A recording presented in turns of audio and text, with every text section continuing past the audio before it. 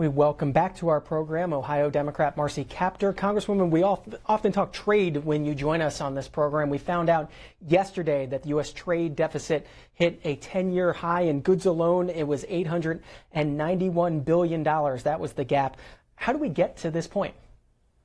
Well, it has been occurring now, John, for over a quarter century, starting in the mid-1970s, so it began in the last century. It is transformative to this economy, in my opinion, on the negative side, and it has been responsible for the outsourcing of millions and millions of American jobs to low-wage environments, whether it's China, whether it's Mexico, pick your country, Argentina, South Korea. Their wages are much better than Mexico, but nonetheless, the American people have paid the price in shuttered plants. This week in Ohio, Lordstown, a GM facility that manufactured the Cruise, laid off its last 1,500 workers permanently. It's just a very troubling aspect of life in America today, and it's not getting better. The trade deficit is getting worse. When we have outsourced jobs, obviously people have to find work. And sometimes they have to relocate, which they really don't want to do.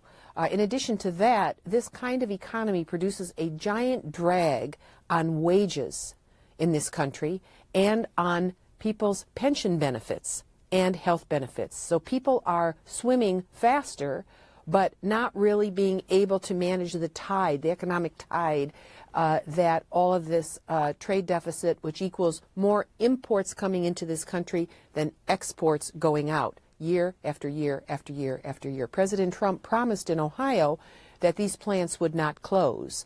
The exact opposite is occurring with the Lordstown closure.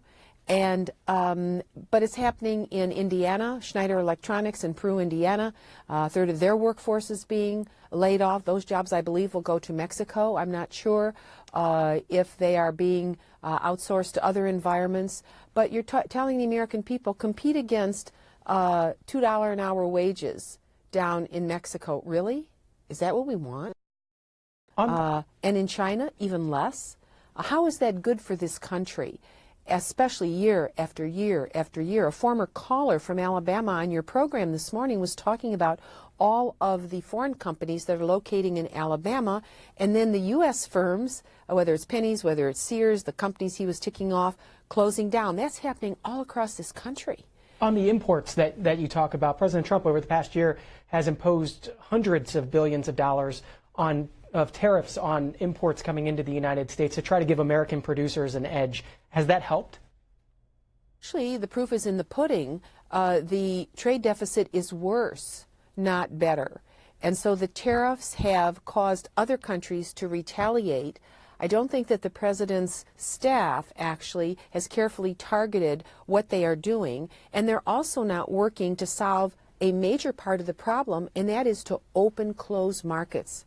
We can't get goods into Japan in the automotive sector.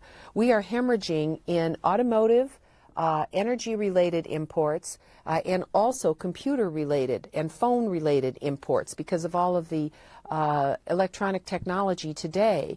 And these other countries need to open their doors. They haven't for over a quarter century. If targeted better, are tariffs a good tool to use?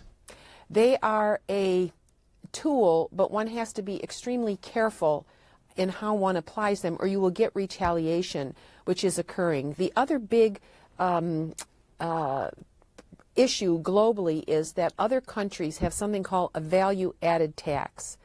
America doesn't have this, but it literally is a giant tax when our goods go into their countries, and when they export here, for example, a car from Japan, they forgive the costs of benefits, whether it's pensions, whether it's health care.